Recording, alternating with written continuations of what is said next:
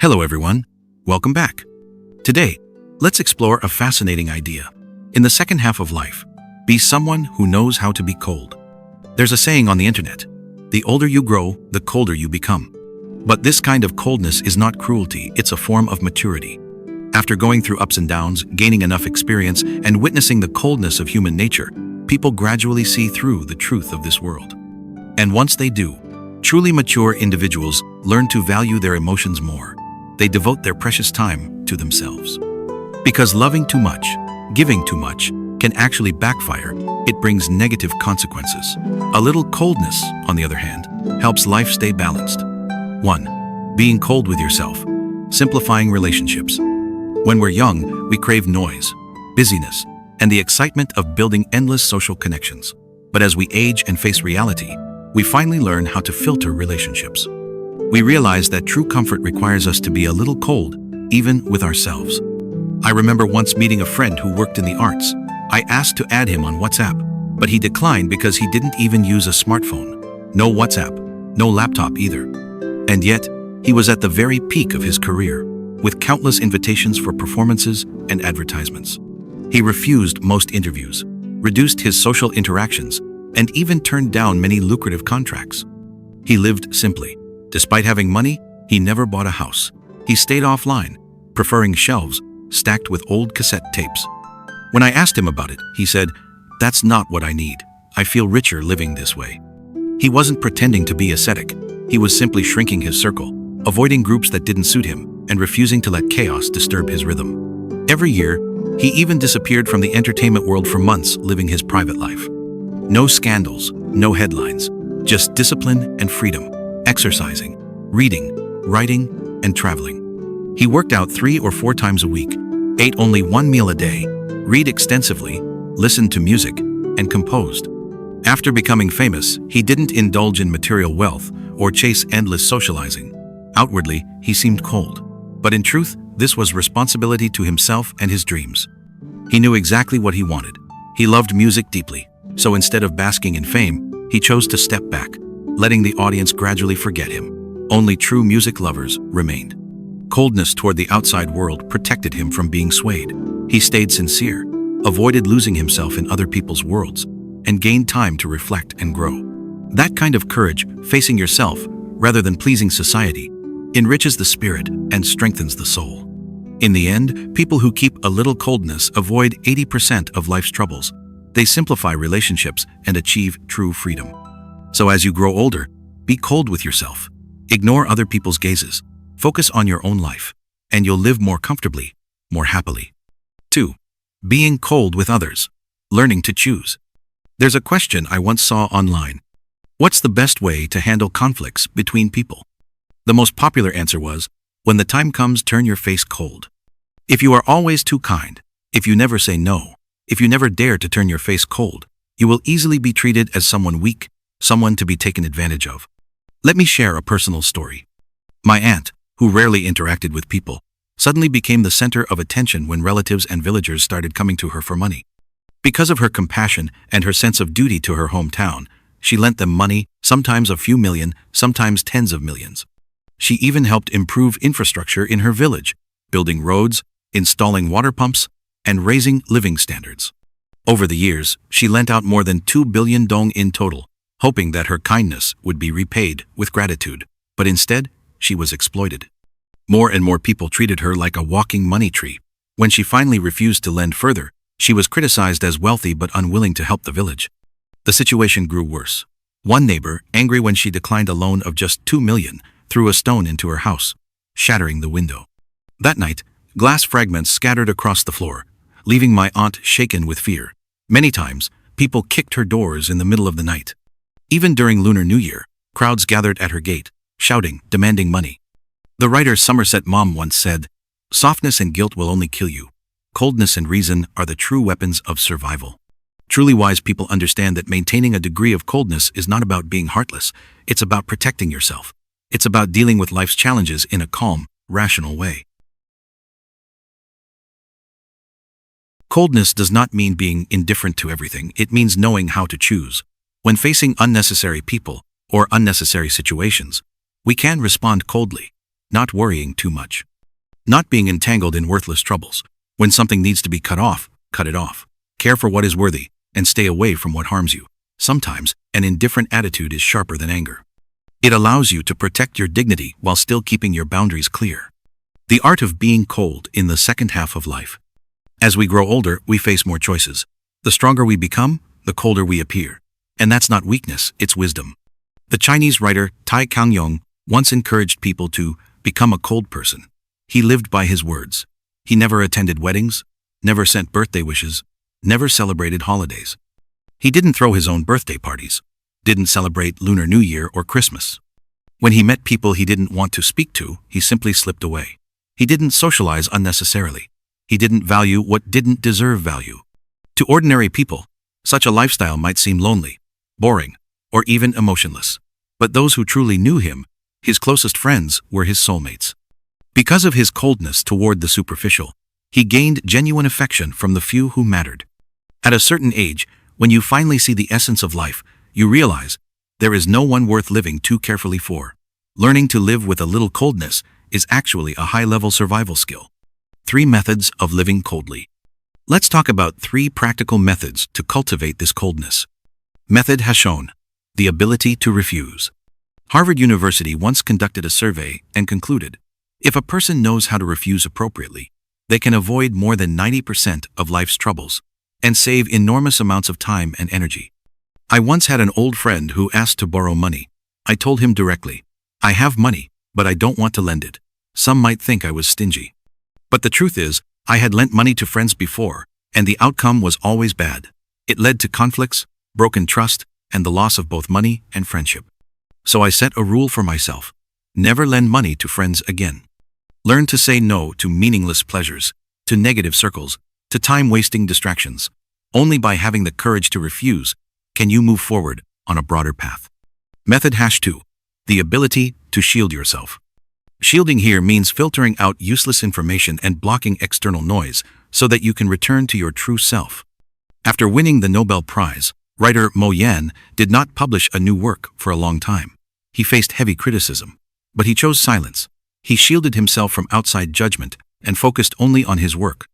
Eventually, he achieved breakthroughs that silence and focus made possible. Only when you learn to shield yourself, removing unnecessary relationships, guarding your faith, and walking your own path, will you find peace and joy in life. Method #3. The ability to recreate yourself. In the book The Minimalist Lifestyle, the author says, when you reset your memory to 0, you stop chasing perfection. Starting over opens the door to new achievements. What drains us most in life is not the work itself, but the exhausting effort of managing complicated relationships. I once deleted a large portion of contacts from my phone, and suddenly, life felt lighter. Every moment of time became my own. Life became free, simple, and comfortable. The ability to recreate yourself at any moment, to shed the past, to free yourself from external restrictions, this is how you break your limits. It's how you unlock new possibilities and perform subtraction in your life so you can finally live freely. To live freely and lightly, we must let go of the past. Only then can we truly enjoy the present. Socrates once said, the unexamined life is not worth living. And yet, many times, the more we strive, the more anxious we become. What we want and what we achieve often go in opposite directions. Perhaps, without realizing it, we've already fallen into life's traps. If we don't recognize them in time, we can easily lose our way and suffer great harm. So today, let's uncover 4 traps you must avoid. If you can overcome them, no matter how fierce the storms of life, you'll walk through with calm and confidence. Trap has shown. Complaining too easily. To complain is to wound yourself a second time. Someone once said, don't pour your suffering out to everyone you meet, because the truth is, there are always more people eager to watch you fail than there are people who truly care about you.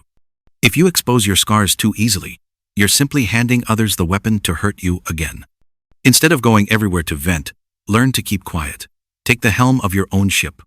Let me share a story. A young woman named Lucy started working at a new company. She quickly bonded with an older colleague, a woman about her age who seemed caring and supportive. They became close friends, sharing everything with each other. Often, Lucy even brought her boyfriend along to dine with colleagues. But one night, Lucy discovered the painful truth Her boyfriend had betrayed her. Worse still, during their argument, he struck her. Devastated, Lucy fled to her colleague's home. Tears streaming, she poured her heart out. The colleague comforted her, listened, and offered advice. Lucy thought their bond was now unbreakable. But soon after, the two quarreled over something trivial. Neither was willing to compromise. The fight escalated, and their friendship collapsed. What happened here? Lucy had trusted too quickly, confided too easily, and placed her wounds in another person's hands. And when the bond broke, her pain multiplied. So remember, don't be quick to complain. Don't hand others the power to hurt you again. Trap #2. Placing your hopes on others. This reminds me of a story about a poor family in Europe. Joseph's uncle Jules was sent to America after a dispute split the family fortune. Years later, a letter arrived from Jules, saying he had become wealthy and promised to make amends. For this struggling family, the letter was like scripture. They cherished it, read it often, and pinned all their hopes of a better life on the uncle overseas. They dreamed of buying a villa, joining the upper class, and living luxuriously once Jules returned. Every time a ship docked, Joseph's father would say, "If only Jules were on that ship, how wonderful it would be." 10 years passed. Then by chance, they finally saw Jules again, only to discover he was not a wealthy man, but a poor sailor. At that moment, their dream crumbled. As writer Chung Yuan-jae once said, "Placing your hopes on others is nothing but planting disappointment for yourself." If Joseph's family had relied on themselves during those 10 years, they could have built a prosperous life long before. Even if Jules had truly returned as a billionaire, would that alone have guaranteed them entry into the upper class forever? I doubt it. Depending on others is the surest way to fall. Relying on yourself is the only true answer. Remember, the light of another person, no matter how dazzling, can never chase away your own darkness. The achievements of others, no matter how great, will never belong to you.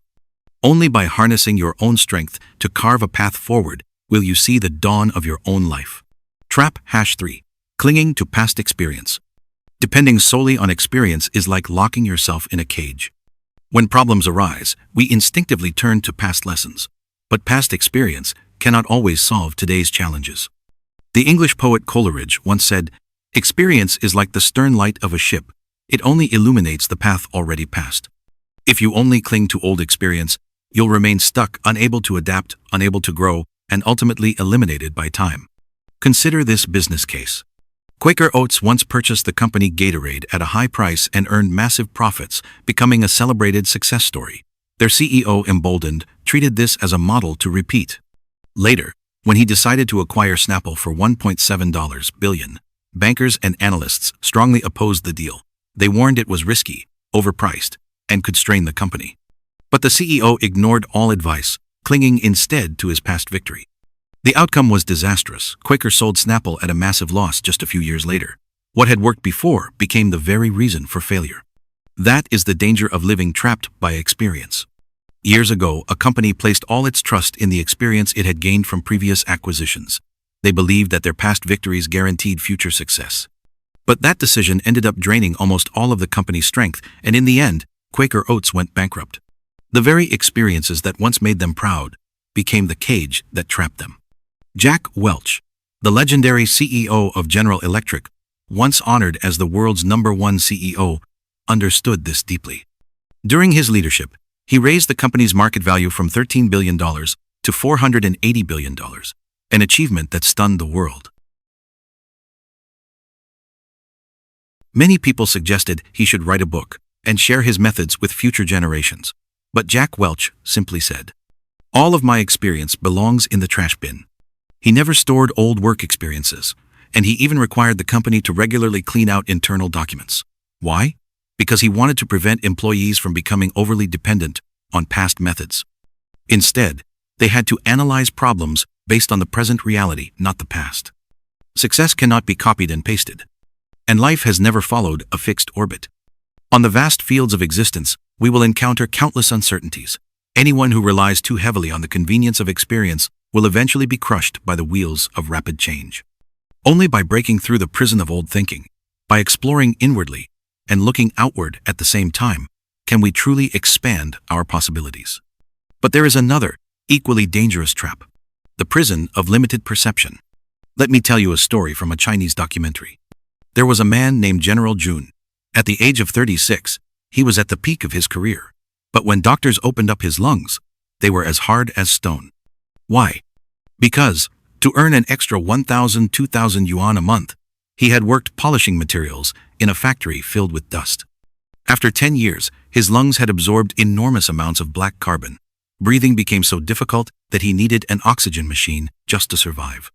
Even surgery would cost around 700,000 yuan. His tragic fate makes us reflect on one painful truth. Sometimes, what limits us is not opportunity or luck, it's our own narrow perception. At first he thought, I'll just make a little more money each month. But in the end, he lost everything. The greatest prison in this world is the narrowness of human perception. This reminds me of another story. Man Fai, now a famous television host, once failed the university entrance exam. To survive, he worked as a laborer carrying goods, working in printing factories, and even selling items on the street. But he soon realized something important. No matter how hard he worked physically, he would never earn much. Worse, even a small mistake could bring scolding and humiliation from his boss. One night, after endless late shifts at the printing factory, he was so exhausted that he fell asleep by accident. His left hand was caught in the machine, nearly severing his fingers. That near tragedy forced him to question, is working this hard really worth it?